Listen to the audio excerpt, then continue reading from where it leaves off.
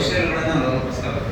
ಯಾಕಂದರೆ ನನ್ನದೇ ಒಂದು ಸಣ್ಣ ಉದಾಹರಣೆ, ನಾವೊಂದು ಯಾವುದೋ ಕಂಟೆಸ್ಟ್ ಮಾಡಿದಾಗ 8 ನಿಮಿಷದಲ್ಲಿ ಒಂದು ಪೇಪರ್ನ ಟೈಪ್ ಮಾಡ್ತಾರೆ, 8.5 ನಿಮಿಷದಲ್ಲಿ ಟೈಪ್ ಮಾಡಿದೆ, ನಾನು ಡಿಸ್ಕ್ವಾಲಿಫೈ ಆದೆ.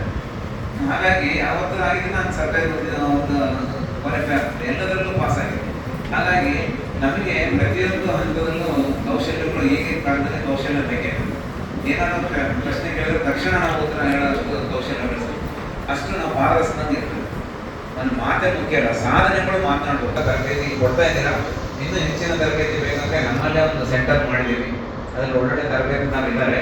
ನಿಮಗೇನಾದರೂ ಮಾಹಿತಿ ಬೇಕು ಅಂದರೆ ನಾವು ಅದನ್ನು ಕೊಡ್ಲಿಕ್ಕೆ ತಯಾರಿದ್ದೀವಿ.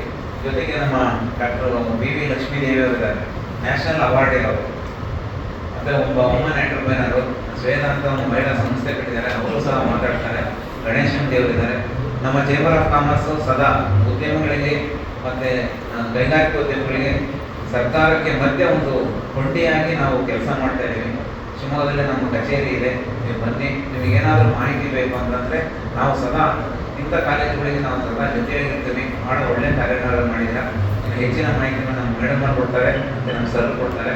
ಆ ಕಾರ್ಯಕ್ರಮಕ್ಕೆ ನಮ್ಗೆ ಅವಕಾಶ ಕೊಟ್ಟಿದ್ದಕ್ಕೆ